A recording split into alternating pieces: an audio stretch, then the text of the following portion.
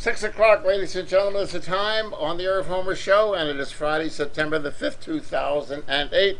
I apologize for being a little busy there, but in preparation for doing the program, sometimes I forget to look at the clock. So we are ready to roll for an hour on the Irv Homer Show, and this program has been put together by RGH Computer Services.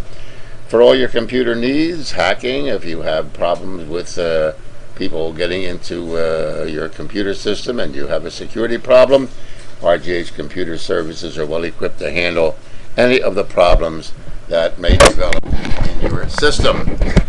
The broadcasting, of course, from irvhomer.com, and check my website at www.irvhomer.com. There's always information there as we update it almost daily. You can email me at evilerv@irvhomer.com. And we do have a chat room. We're working on a telephone system and working on telephone interviews for guests that cannot appear in the studio. So all of these things are in the works as a result of the tremendous response that I've been receiving since I've started this program. It's extremely rewarding to know that many of you folks are out there and the word is spreading, and we check the numbers on a daily basis.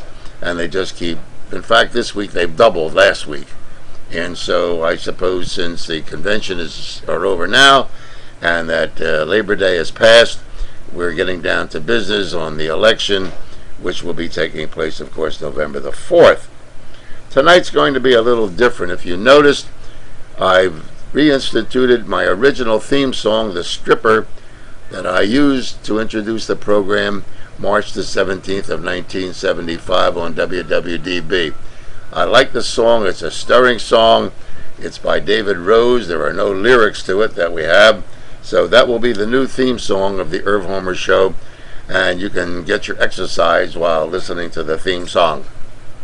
Once again, it's Friday, September the 5th, 2008, and tonight's program will be a little different than the other programs because what we're going to do is dealing specifically with questions on the chat room. Now, a lot of folks send emails, and I'm sure you receive a lot of them, and some of them are extremely difficult to interpret, maybe because of the speed in which you use the email, or when you even post on the chat room, they're extremely difficult to interpret. So if you do participate in the chat room, and we hope you do, please be as concise as you possibly can in responding to the questions that I will pose tonight. I would appreciate it. It makes the program flow a little easier, and it gives me an opportunity to be able to deal with the issues that you want to address. I want to say, first of all, that the condolences to the Tenaglia family. Frank Tenaglia, you know, has been a friend of mine for years. He has one of the most delightful tenor voices in the country, and has been recognized by many opera authorities for having that voice. And it's rare that his brother also is a accomplished vocalist and sister-in-law. And if you ever get the opportunity to see Frank or John, sister-in-law, avail yourself of it. It's a delightful evening of singing and voice, and even though you may not be an opera buff, the way they sing, they make it interesting and make it for us peasants. Well, unfortunately, Frankie's mother, Dorothy, passed away, and I went to the funeral today, and our condolences, of course, to the Tenaglia family.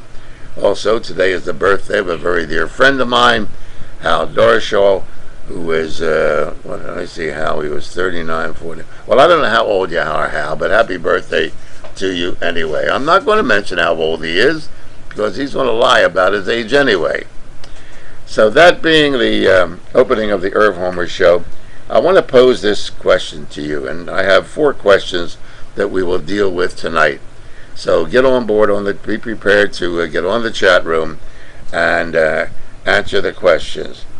Once again, let me remind you that I'm neither a Republican or a Democrat.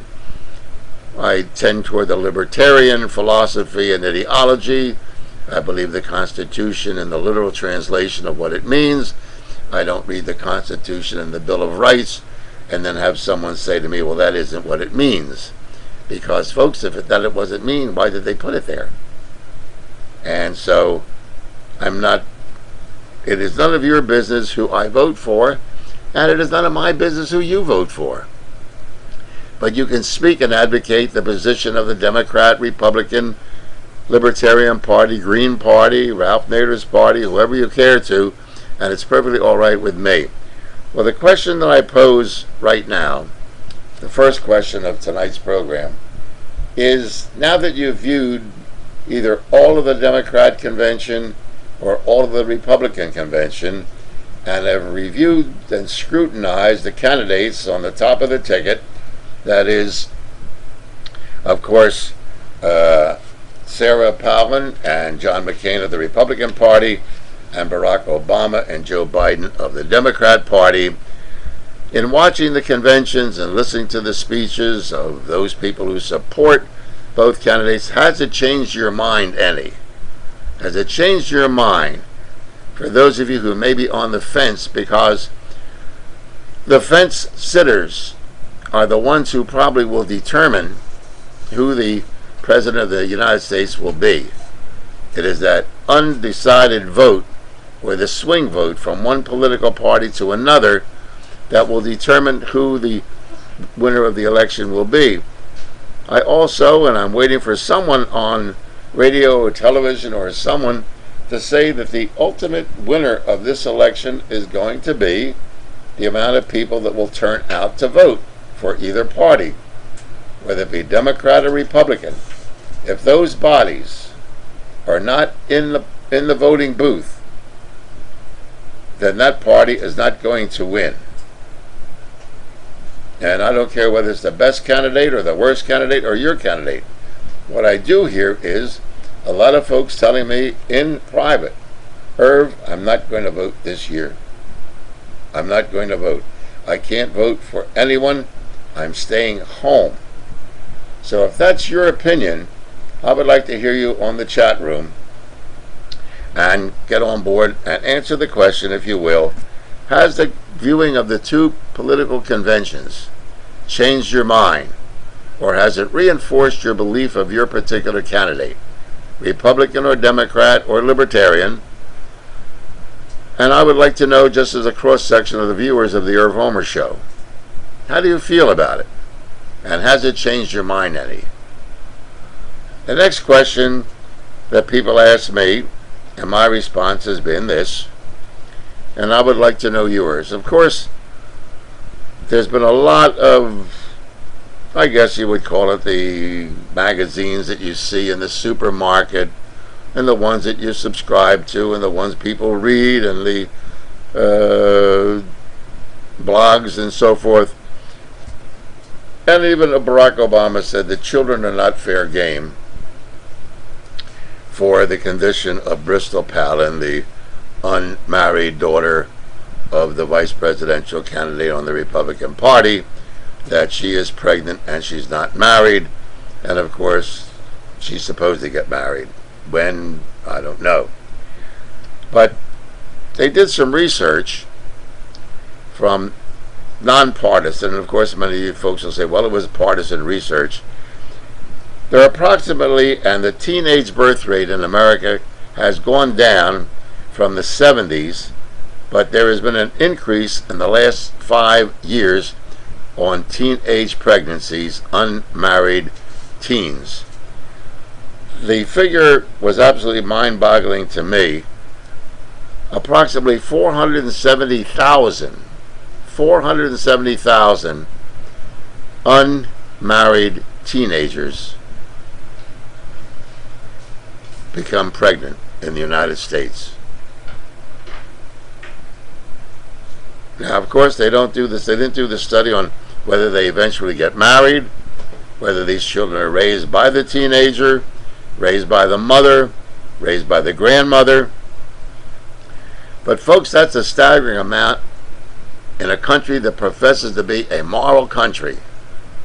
That's a staggering amount of unmarried teenagers in the United States. But making excuses for Bristol Palin, and I'm not sitting in judgment here as a holier-than-thou guy, has this legitimized and the acceptance of teenage pregnancies out of wedlock? What would Pat Robertson say? What would Reverend James Dobson say? What would some of these folks say who are insistent on moral America being a moral country and, of course, character counts? Well, what do they say about it? And how do you feel about it?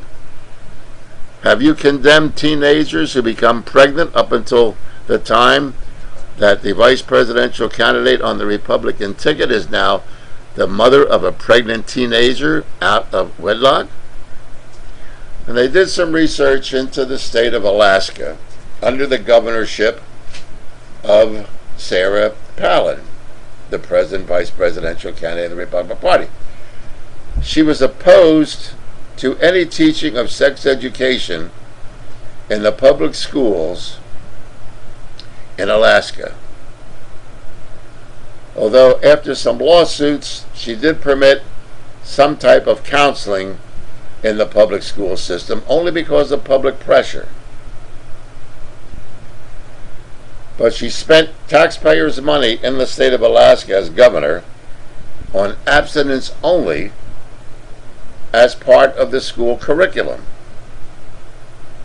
And lo and behold, her own daughter becomes pregnant. And I wonder how she feels in light of the situation that occurred in her own family.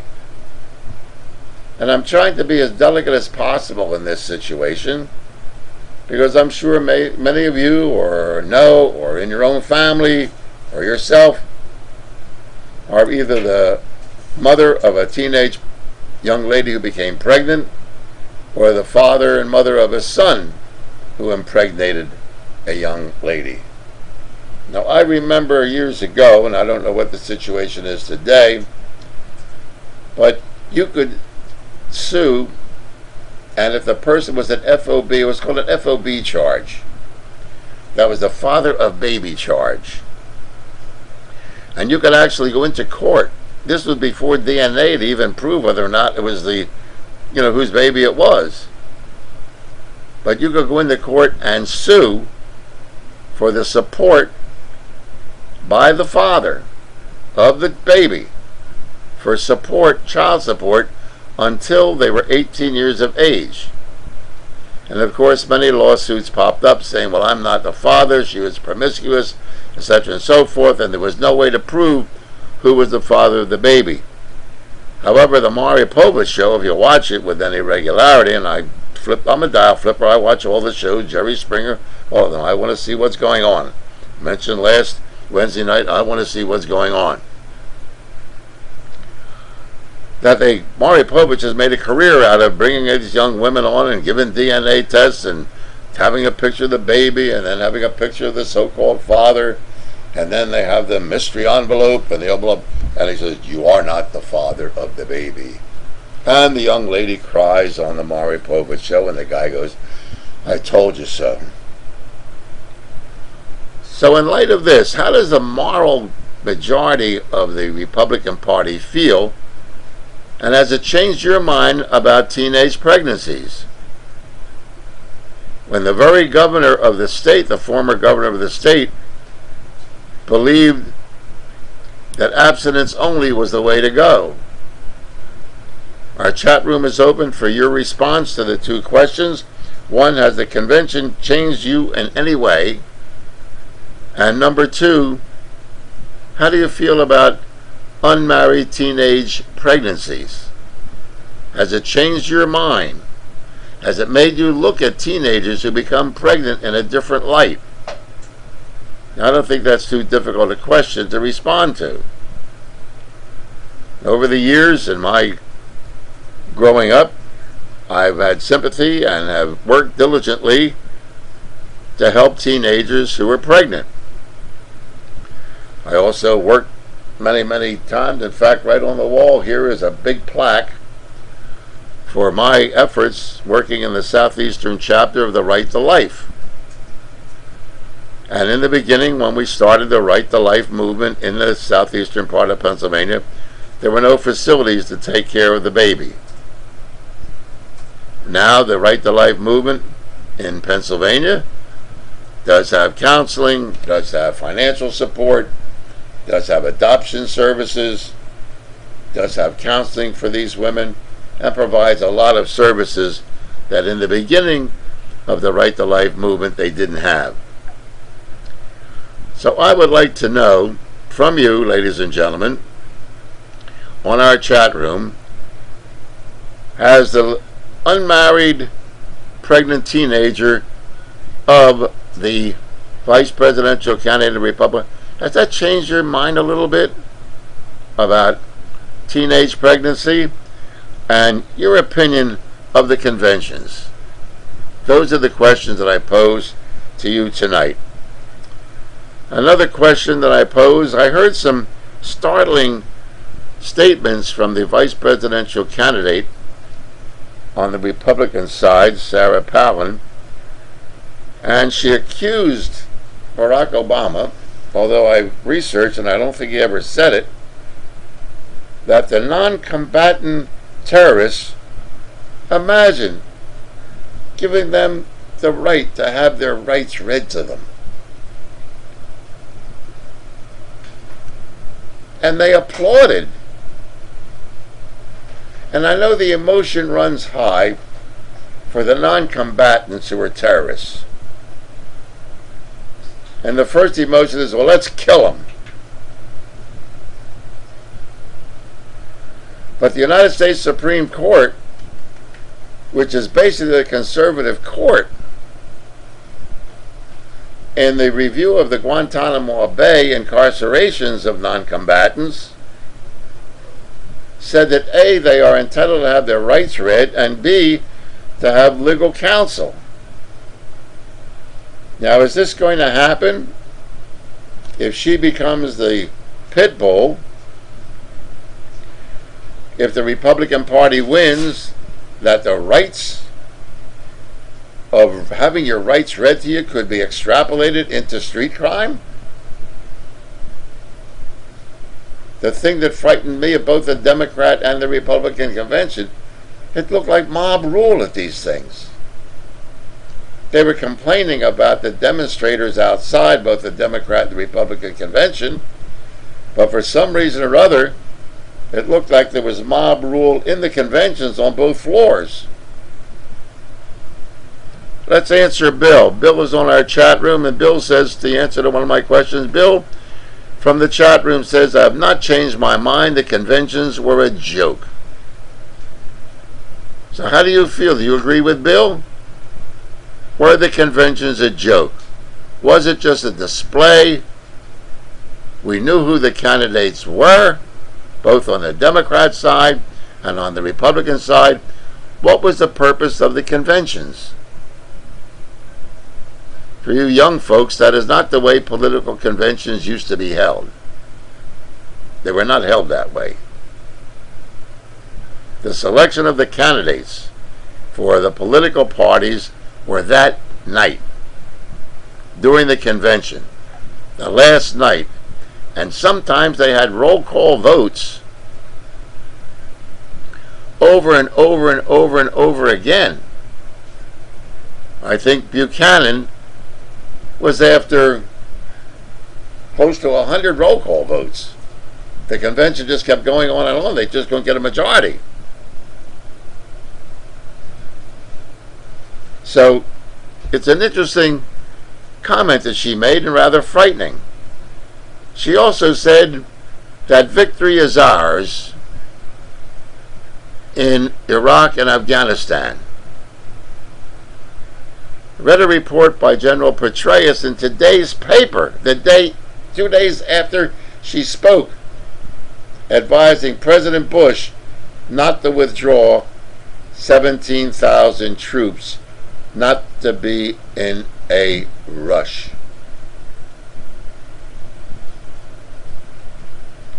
So there seems to be two, how do I say, two points of view. One are the facts that are coming out of the war in Iraq, and another from what both political parties are saying, which kind of boggles my mind. Our second answer to a question from Bob from Memphis. What would the Republicans say if Obama's daughter was 17 and pregnant? Also, the plane she sold on eBay was undersold by $300,000, and the plane was used to transport prisoners to Arizona because Alaska prisoners were filled. The RNC was a drumbeat for a war and reminded me of a Nazi beer garden. Well, the governor's plane, Sarah Palin's plane, was put up for sale on eBay, and they could have got $300,000 more for it. And yes, the plane was used to transport prisoners to Arizona because her prisons in Alaska were filled. Thank you, Bill from Memphis. You're absolutely right. And this is a woman who believed in fiscal responsibility, losing $300,000 for the taxpayers of Alaska. Let me repeat one thing. I am neither a Republican nor a Democrat. If I pick on the Republicans, it is not because I support the Democrats. If I pick on the Democrats, it's not because I support the Republicans. But I have to, in all honesty, say this, ladies and gentlemen. I'm 84 years old, and I've lived through quite a few conventions and quite a few elections. And I have never seen in my life such poor candidates at a time of international crisis in the world today, in which America is struggling to be the leader, than what we have on the Democrat and Republican side. How you people can be excited about George Bush, the present president.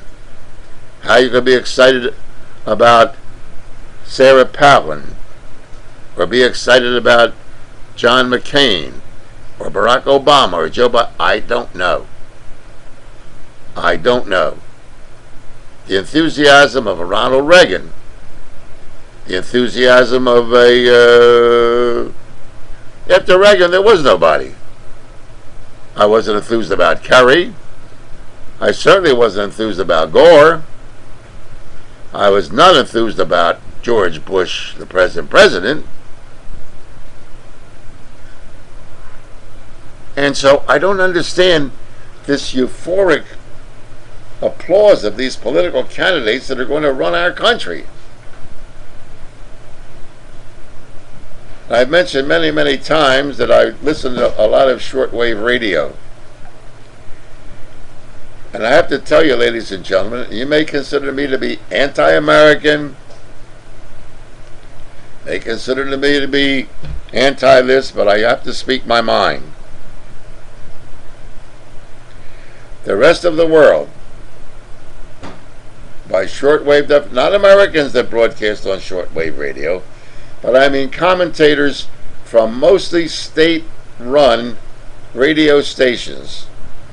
Very few countries have the freedom that we have to voice opinion and express opinion, and have one group of journalists criticize another group of journalists. We are the laughingstock right now of the world. What happened to America, ladies and gentlemen? It boggles my mind. We were so proud, at least I was, of how the world united with America in 9/11, which is coming up very soon. 6 days will be 9/11, be the 7th anniversary of the tragic World Trade Center. And the world was cohesive. The world felt sorry for us. The world, even our so-called enemies, even though they were lying, felt an empathy for the United States, felt bad for us. And at the time, some of the enemies of the United States were sending laudatory condolences to the president. Reminded me of a mafia funeral where the guys knew who killed the deceased, but they sent the big flowers in the limousines and kissed the relatives or the survivors of the family. But we should have, and I guess I'm getting off track, we should have taken advantage of that relationship that we established with the rest of the world. And what I've been hearing on shortwave radio nightly since the Democrat convention, that sympathy is just not there. Oh, we may receive some laudatory condolences from the rest of the world 6 days from now, but I don't know. So the chat room is open. Before we go any further, the biggest huckster on television today, and Fox Network should be a damn ashamed of themselves. If you watch the O'Reilly Factor, the no spin zone, you're on the no spin zone. For weeks and weeks and weeks and weeks, he was tempting Barack Obama to come on his program as a guest. What's he afraid of? I'm tough. I'll be fair. And so, suddenly, Barack Obama decided to sit down with a bloviator, Bill O'Reilly, to be interviewed. And so I was busy yesterday, but cut my evening dinner short, out with some friends for dinner. Got home to watch the interview of Bill O'Reilly and Barack Obama, expecting to see an hour interview on the O'Reilly Factor, the no spin zone, and listen to the dialogue between Bill O'Reilly and Barack Obama. And what was I subjected to and conned into by the Fox News Network and the Bill O'Reilly Show but a serial?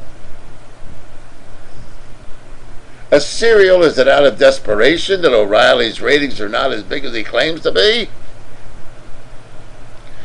That it will be 4 nights, Monday, Tuesday, and Wednesday of next week, and last night of the O'Reilly Factor in the interview of Barack Obama. Is Fox News that desperate that they had to con the viewers of the Bill O'Reilly Show to fragment that interview?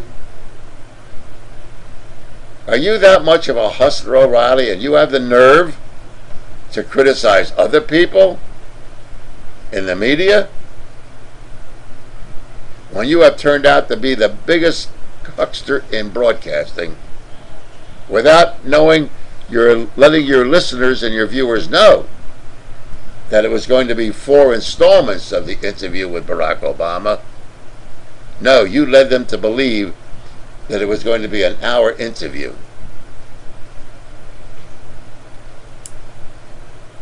And this is what we're subjected to. This is the type of caliber that's on radio and television today that criticizes NBC, ABC, CBS, who deserves criticism from time to time. Make no mistake about it. I do it. I've done it my entire career when I thought they deserved to be criticized. But O'Reilly, you really stooped as low as you could possibly do it. And Fox News, you have too. Let's go to the chat room. 2 points. The RNC, which is the Republican National Committee, irked me on 2 levels. Lieberman is a Medved and no longer Mishpucha. Well, that's probably referring to Joe Lieberman, who became an independent And as I suppose, and I know what I'm going to say may make some folks angry, but it's because of Joe's affiliation with the support of the nation of Israel that he decided to latch on to John McCain and the Republican Party because of their biased reporting and support of the nation of Israel. As a Jew, I support the survival of Israel. However, I'm not blinded that they walk on water.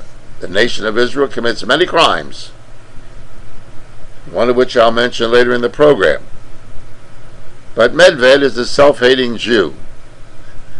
He broadcasts on a radio network that is constantly filled when he, Bill Bennett, that crazy Dennis Miller, who no one understands, I don't understand why he became a political commentator. He was a comedian. Should have stayed in comedy. And Hugh Hewitt, they are Christian-owned radio network, Salem Broadcasting. And he has made more excuses. Michael Medved has made more damn excuses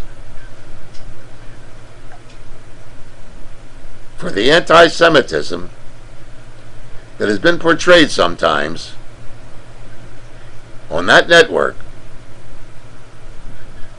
than the Jews that were working for the Nazis in the concentration camps. Mishpucha means he's no longer a member of the tribe. Well, Michael, I dismissed you from the tribe a long time ago. Number 2 question is, or answer, that Palin seems to be used as a sexual marketing ploy of the Republicans. Well, there's no question in my mind that Sarah Palin was a strategic move by the Republican Party and John McCain to show up Hillary Clinton and the Democrat Party,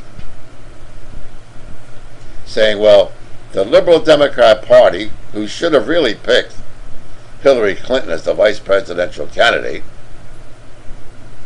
we'll do it instead. And we'll become the party of women's rights. We'll put a woman up there, and as Robin Williams displayed last night, who can breastfeed her child on one hand and shoot a .45 as an NRA member with the other hand. Whether she was qualified or not didn't make any difference. Of course, Robin Williams is totally crazy, and I love him, but I can understand him. But it's absolutely right that the Republicans are using Sarah Palin, and she's using them. But did they pick Sarah Palin? A question for you. Did they pick Sarah Palin, ladies and gentlemen, because she has no experience in international affairs? And neither does Barack Obama. So you can't criticize Sarah Palin, the vice presidential candidate, for not being familiar with international affairs when Barack Obama, a short term in the Senate, is not that familiar with international affairs either. Strategic move by the Republican Party. The problem is it good for you, and is it good for me? That's what I'm concerned. And is it good for America? That's what I'm concerned about. I want to get some answers on the chat room, folks, about making teenage pregnancies, unmarried teenagers, now acceptable on the conservative Republican ticket. And I know in my years of broadcasting, and myself included, I have television clips of programs that I was on talking about teenage pregnancies. And how can we stop it? Now, the party that extols the virtue of morality, who their president at the present time that they're trying to divorce themselves from, appropriated something like $8 million to put Abstinence Now programs throughout the country.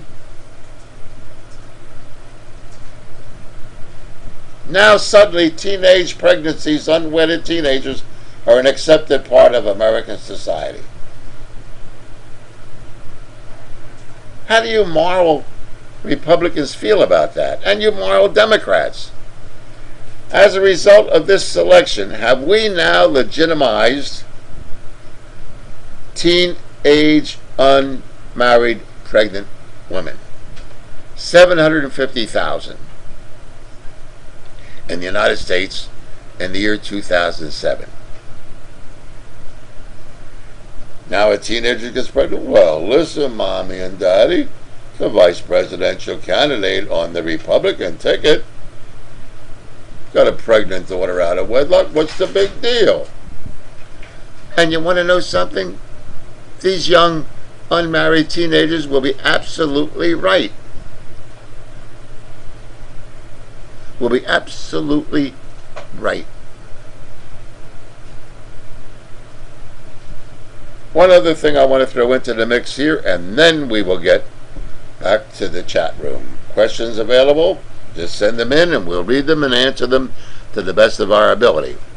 But I want to hear from the conservative Republicans who I know are watching this program about how you feel, and have you changed your mind about teenage pregnancies, unmarried teenagers. I know you send me letters and emails in my career. An abomination. We should shut them off. We should neuter them. We should castrate the boy. We should do this. How come it's so quiet all of a sudden? Have we now, as a result of the selection of the vice presidential candidate, now teenage pregnancy now becomes acceptable? I know you're too cowardly to answer the question. Don't bring it up. It's her daughter. You shouldn't talk about teenagers. Bah, bah, bah, bah, bah, bah, bah, bah. She is only a symbol of the 750,000 teenagers whose mothers are not the vice presidential candidate. What do we do with them? Come with me to North Philadelphia. Come with me to Southwest Philadelphia. Come with me to the people I know, the visiting nurses societies. Come with me and I'll take you into the ghettos. Yeah, they're ghettos. You can give them a fancy name, low-cost housing, whatever you want to. They're ghettos. I'll show you teenage, unmarried children. Are they acceptable too? Or do you have to be the vice presidential candidate to have an unmarried, teenage, pregnant daughter? The Democrats, the Republicans of this country, are so cowardly that I can understand why Fidel Castro, 90 miles off our coast, has been thumbing his nose at the United States since 1963. Because he knows the nature of human beings. He knows the nature that you're too embarrassed to answer the question. Both Democrats and Republicans, both anyone who speaks against unmarried teenagers who are pregnant. I've been in this business a long time, and I know the nature of human beings. I agree with caller number 5, or rather our chat room, and the chat room is available. Hillary should have been the candidate, Obama the VP. It would have been a landslide. My dear chat room participant, you're absolutely right. Be that as it may, I have no idea why the Democrats, with all of the candidates that the Democrats had, selected Barack Obama. If you talk about experience, Hillary Clinton far is superior in experience than Barack Obama. In the White House for 8 years, traveled all around the world, appeared in China with an International Women's Conference and stood up to the Chinese government and criticized them in China for the abuse of Chinese women. That's a woman with courage. She didn't stand in Wasilla, Alaska with 7,900 residents. She went to China to the belly of the beast and told the beast to its face at the International Conference of Women that they were oppressing women. Served as one of the best senators, although she was alleged to be a carpetbagger. When she changed her residence to New York, is one of the most effective and respected senators in the United States Senate, both by Republicans and by Democrats. And yet this goofy Democrat Party ignores her in a close primary election and selects a nobody who knows nothing about anything. He's an idealist. Sure, he's a brilliant guy. Idealism isn't how the world runs. The world runs on realists, not idealism. It's great to be an idealist if you're a college professor and you write thesis. For the Democrat Party to take a woman with that experience, with that skill, with that ability to communicate, and not select her as the presidential candidate or the vice presidential candidate, the Democrats deserve to lose. That doesn't mean I'm voting Republican, doesn't mean I'm voting Democrat. You don't know. It's only important for me to know. Our next question or comment is from the chat room. Teens will get pregnant no matter where you stand. Does it mean I shouldn't try to prevent it? I don't stand on any issue on it. I don't have any daughters. I do have sons who may have acted irresponsible that I'm not aware of. I may be aware of, I don't know. I support the child, not the teenager. Does it mean I shouldn't try to prevent it? Of course you try to prevent it. It's no good for the teenager, it's no good for the child. It's no good for the parents or the grandparents. The child should not be penalized. But I don't stand on this. How are you going to stop it? I don't know how you're going to stop it. There must be a moral teaching. There must be a financial and economic impression on young teenagers with a real life sex education. And I'll tell you why. I don't know whether our questioner on our chat room has ever been in the military or not. But as a young person, young guy, growing up, I figured, man, it's out there, go have a party. And I have to admit, ladies and gentlemen, I was not a big sexual promiscuous guy. I know that I have friends of mine that told, hey man, they laid everything from Pittsburgh to California back again. But I hate to tell you, I can't brag about it because I didn't do it. I'm not a moralist. I just didn't do it. It wasn't my thing. I was interested in other things. I respected women, thanks to the good grace of my father and mother, who taught me to respect all people, let alone women. So then they take little Irving's Jewish behind and put it in the army. Now, I'm away from the family. I'm away from my wife. I'm away from my wife. And man, it is open season on the bimbos in basic training in North Carolina, when I went to St. Louis, and when I went to flight school. But they showed me something. Ooh. You guys in the military, I don't know what they do it now. They showed you them VD pictures. You know, them pictures that you can get disease from sexually transmitted diseases. I was afraid to go to the bathroom. I mean, they gave you a sex education, at least I did. I got a sex education in the military. I remember to this day. Now, if you're going to teach sex education, teach it right. And they say, well, we teach education. You don't teach anything in school. Show some of them ulcers. Show some of the chlamydia. show some of the syphilis germ, show some of the conditions in the third stage of syphilis, I guarantee you there'll be different thoughts about having teenage sex. So we don't teach sex education. Oh, you can get the people that call television, radio stuff. Oh, they teach sex education in my class, and I'm pulling my daughter and my son out of. Where are they going to learn it? From you? They're going to learn from you? Have you ever taught your child? So don't go putting the blame on anybody else. Oh, another thing I want to mention. We have questions taking on our chat room. The question, once again, let me pose to you. Can't get an answer to it. Boggles the mind. 470,000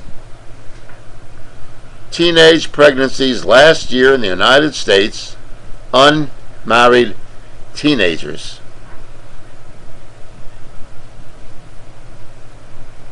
And now, the Vice President's daughter, Vice President Kennedy's daughter, has an unmarried teenage daughter, pregnant. And suddenly, the moral Republican Party has made it acceptable. Well, she's a child, she made a mistake, bada bee, bada boo, bada boom, bada boo, and all that. Her mother, the governor of Alaska, saw to it that sex education was not taught in the schools. Her mother, the governor of Alaska, did not want Planned Parenthood to address the problem in the schools in Alaska. Apparently, she didn't do a very good job of sex education in her own home. But now that she is the vice presidential candidate, it has started to become acceptable. As I said, I'll take you into some parts of Philadelphia or Bucks County or Montgomery County or Delaware County or Chester County or any part of the United States, and I'll show you teenagers who are pregnant and the conditions in which those babies live. I've dealt with over 32,000 children with the Sunshine Foundation. Some of them were born. Some of those children, when we send them and grant their dreams or wishes, have never seen or eaten an orange or a banana or a peach, had no idea what they were.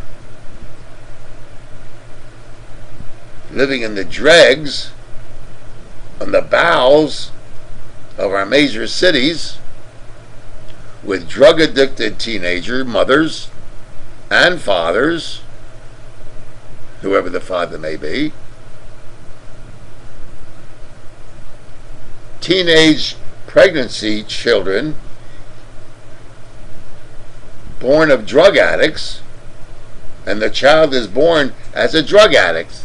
The baby's a drug addict.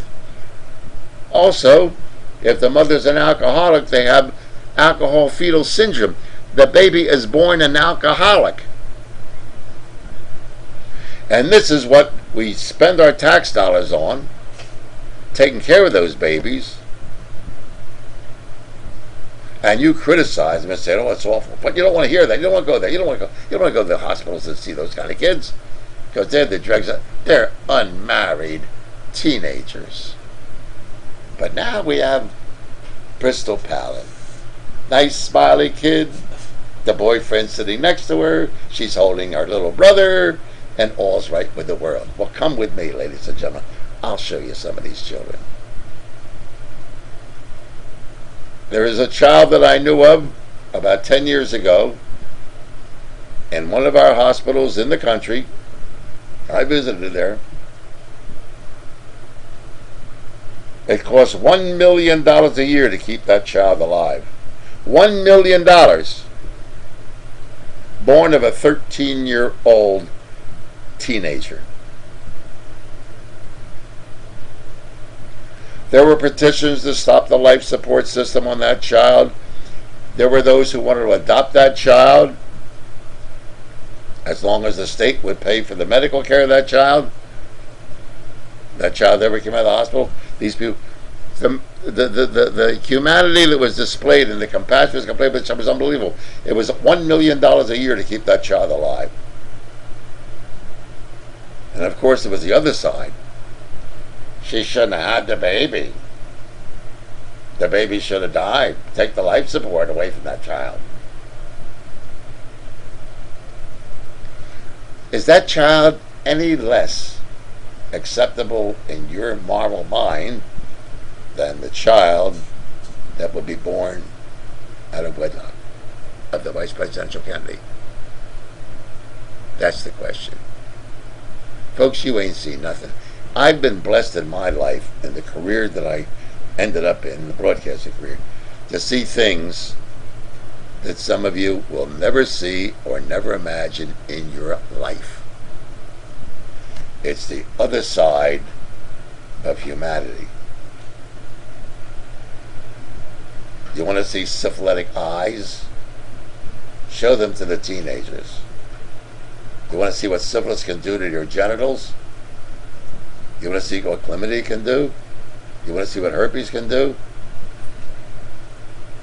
Show it in sex education. Not say, oh, we should spend money on abstinence. That's it. Don't do it until you get married. Blah, blah, blah, blah, blah, blah, blah. The world don't work that way. Our next question on the chat room is, Irv, these kids are not afraid of AIDS. Well, of course they're not. Adults are not afraid of AIDS. Because there is no such thing as an AIDS virus. Dr. Peter Duesberg of California is no longer available for interviews. What is AIDS? Has anyone ever seen an AIDS virus? Ladies and gentlemen, AIDS is a synonym for acquired immune deficiency syndrome. It's not a virus. Dr. Peter Duesberg, who was the father, he was an endocrinologist who I'd interviewed many, many times, who had received over $200,000 a year in federal grant money to do research on this phenomena called AIDS, acquired immune deficiency syndrome.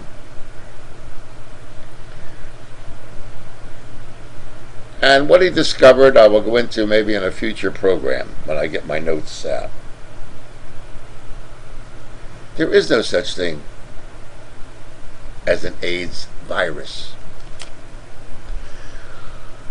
For those of you who may be familiar with medical terms or death certificates, you will never see on a death certificate that anyone ever died of AIDS. When the immune system is destroyed as a result of the conditions that cause this deterioration of the immune system, it could be kidney failure, it could be heart failure, it could be liver failure, it could be stomach failure, it could be failure of the lungs.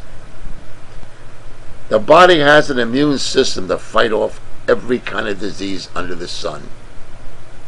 That's why you get a temperature, that's why you have a cold, that's why you get chills. Your body has an inherent immune system inside your body. If your immune system is in good shape, you take care of yourself, you don't get a cold. Your immune system is weak, you're going to get a cold, you're going to get pneumonia, you're going to get all the other things. So what is it destroys the immune system? And Dr. Peter Duesberg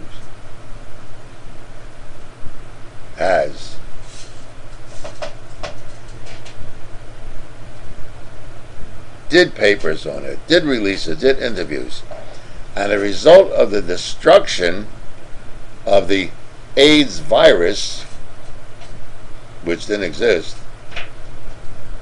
They discredited him. They took away his federal grant money, and he was placed as a professor emeritus at University of Southern California. Destroyed the man.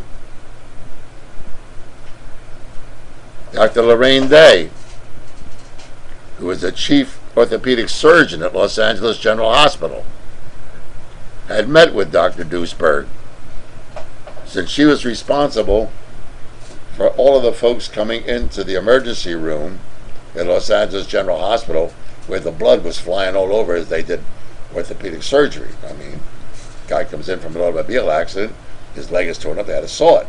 Well, when you saw a leg, maybe you never ever saw it, but saw a leg, it blows blood all over the place. And she was the first one that said all operating rooms and emergency rooms that handle the potential of AIDS patients must be sanitized. Well, the hospital didn't want to pay for that in San Francisco, rather not LA, San Francisco General, because A, it was too costly to gown and clothe and mask and everything else on the emergency room help. And second of all, they didn't want to offend the gay community by saying, oh, if you go into there, there's something wrong with you. So she quit. She was the chief orthopedic surgeon, made a lot of money, and she quit. Went around the country. She wrote a couple books. I'll tell you a little inside story, folks. At WWDB, when we had authors come on the air, I'll tell you how the business is. Won't mention any names. Authors would come on, their public relations people would contact us. Will you interview so-and-so? You know, yeah, it sounds interesting. We'd interview the person, and we'd get a free copy of the book. My library is full of free books that I've got from people I interviewed. And so then people went out and bought the books, you know, from Barnes & Noble, from Harper's, wherever they bought the books from. So one of them, the owners of the radio station at that particular time, wife said, we should sell the books ourselves. Great idea. And so the WWDB book store opened up. Now, when we put a guest on the air that wrote a book, they had to make a deal with management to buy the book at discount, and then DB would sell the book at an exorbitant rate. I mean, you could buy the book maybe for $15. We were charging like $35, $40 for the book, but you got it the next day. I mean, it was a hell of a deal. Management making us a big buck. So I get a chance to interview Dr. Lorraine Day, who is the chief orthopedic surgeon at San Francisco General Hospital, to interview the book. And I'm walking down the hall, and the boss's wife said, oh, Irv, by the way, Dr. Day won't be on the air with you. Why not? Well, we couldn't make a deal with her publisher. What? We couldn't get her book at the price we wanted to. Never interviewed Dr. Lorraine Day. So these are the questions, ladies and gentlemen, that I pose today. Will the pregnancy of Bristol Palin make teenage pregnancy acceptable in America today? Have we won the war, according to Sarah Palin? And how do you feel about, what do you mean, reading people their rights, even though they may be enemy combatants? One other thing. 9 of 44 presidents of the United States have died while in office, either by natural death, assassination, or impeachment. 9 out of 44. I'm Irv Homer. We'll be back on Monday. We do have a lot of guests scheduled for next week. Stay tuned. Check the website. Tell your friends about it. And, of course, we enjoy your company Monday, Wednesday, and Friday. Broadcasting from IrvHomer.com. The website is www.irvhomer.com. Email is evilirv@irvhomer.com. Once again, through the courtesy of RGH Computer Services for all your computer needs, you call 215-322-8685. 215-322-8685. We'll see you later.